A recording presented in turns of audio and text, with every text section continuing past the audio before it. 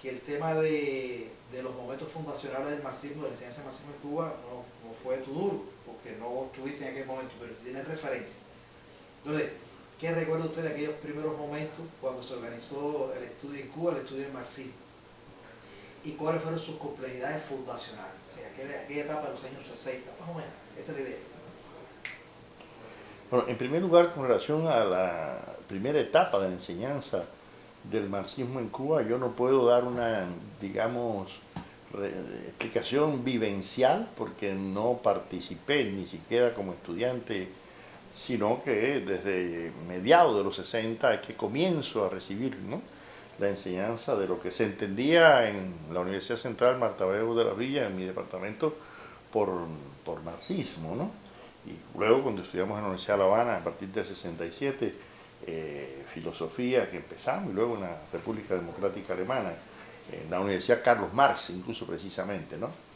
Ahora, aunque no participé directamente ni como profesor ni como estudiante directamente en los primeros años, claro que tengo algunas referencias, por decirlo así, de que ya desde los primeros años de la revolución comienza a estudiarse el marxismo en las escuelas del partido, en algunas instituciones, ¿no?, del Estado, y también comienza a enseñarse en las universidades a partir de la visión de un marxismo-leninismo tal y como se interpretaba en la visión soviética, en este caso, a través de los manuales existentes. Yo también estudié por esos manuales, siendo estudiante, recibimos, pero afortunadamente tuvimos profesores que nos enseñaron a Gramsci, Althusser, la Escuela de Frankfurt, o sea, otras interpretaciones del marxismo, ¿no? En aquel momento no me cuestioné mucho el término marxismo, pero ya después, cuando empecé a ser profesor de historia de la filosofía, un día me hice esta pregunta: ¿por qué en la antigüedad, en el medioevo, al inicio de la modernidad, las filosofías sí, se caracterizaban con patronímicos?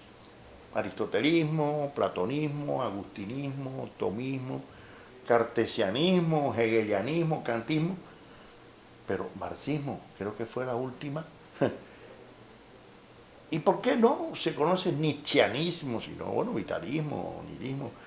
No heideggerianismo, no, existencialismo. No poperismo, ¿no?, racionalismo crítico. Es decir, ¿por qué empezaron a no utilizarse los nombres de los filósofos para caracterizar a una determinada concepción? Me hice esa pregunta, ¿no? Y empecé a buscar alguna explicación, incluso en el propio término marxismo. ¿Por qué Marx en aquella entrevista en inglés respondió que él no era marxista, ¿no?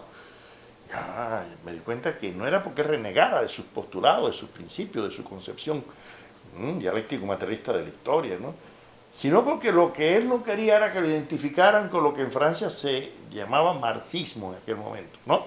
Y por eso le responde en francés a una pregunta que es en inglés, para que se conociera en Francia, no en Inglaterra, ni para Estados Unidos, porque la periodista era para un periódico norteamericano. Entonces, y luego la palabra leninismo. Yo nunca entendía, o sea, nunca encontré que en Lenin se utilizara el término, ¿no?, leninismo.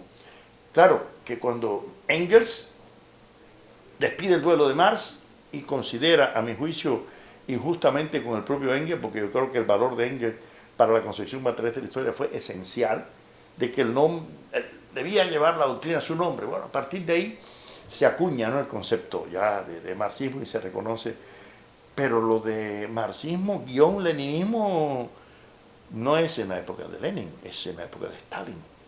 Y luego pues, Stalin no, logra ponerle otro guión, ¿no? Marxismo, leninismo, estalinismo, ¿no? Así. Y por esa vía se han ido siguiendo otros patronímicos. Entonces yo sinceramente creo que a veces ha sido por un problema de no diferenciar entre lo ideológico y lo filosófico. Ahí está la cuestión. A veces se confunde. Y yo digo que hay que tener, y sobre todo en la vida académica, claridad en que una cosa es filosofía y otra cosa es ideologías. Y que las filosofías, como concepciones teóricas, racionales del mundo, tienen un instrumento de poder que es la razón, mientras que las ideologías es todo lo contrario. La única razón es el poder. El que tenga el poder de los medios de comunicación, el que tenga el poder económico, político, militar, es el que impone, ¿no? Y por eso cuando se dice que una mentira repetida 1000 veces se convierte en verdad, epistemológicamente eso es falso, pero ideológicamente funciona. ¿No es así? Funciona. Entonces, hay que diferenciar. Y claro, siempre las ideologías han necesitado de las filosofías, porque las monarquías necesitaban de la escolástica, ¿no es así? El liberalismo necesitó del positivismo, ¿no es así?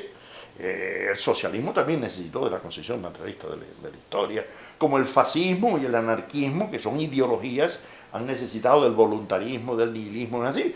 De las filosofías. Pero yo creo que a veces en nuestra enseñanza del marxismo en Cuba, o de lo que hemos llamado, ¿no?, marxismo en Cuba, no hemos sabido establecer esas diferencias, ¿no? Y hemos confundido, o a veces hemos llegado a endilgar problemas ideológicos a posturas epistemológicas, por ejemplo. Y eso pasa mucho entre las diferencias entre las ciencias técnicas y naturales y las ciencias sociales. Porque cuando se equivoca un ingeniero o se equivoca un matemático, uno piensa que es un problema ideológico, no, es un problema epistemológico, técnico. Pero cuando se equivoca un economista, un historiador, un sociólogo, no, es un problema ideológico, no, espérate. Nosotros también en las ciencias sociales, en realidad tenemos posibilidad y también tenemos la posibilidad de equivocarnos. Entonces, yo creo que si algo debe hacer la filosofía, y yo creo que Marx nos dio una clave, que hay que dudar de todo, en esa misma entrevista, ¿no? Y no asumir el principio autoritario escolástico que porque lo dijo Marx, porque lo dijo Lenin, porque ya eso es una verdad. No, las verdades son históricas, son relativas, son condicionadas, ¿no es así?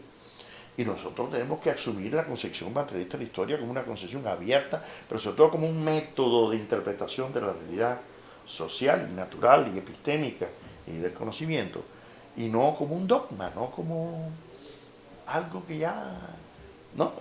Caemos a veces en ese principio autoritatis realmente muy escolástico que llevó al Che a decir en el 64 en Argel que el marxismo se había convertido, ¿no?, en una escolástica, y bueno, lamentablemente esa era verdad.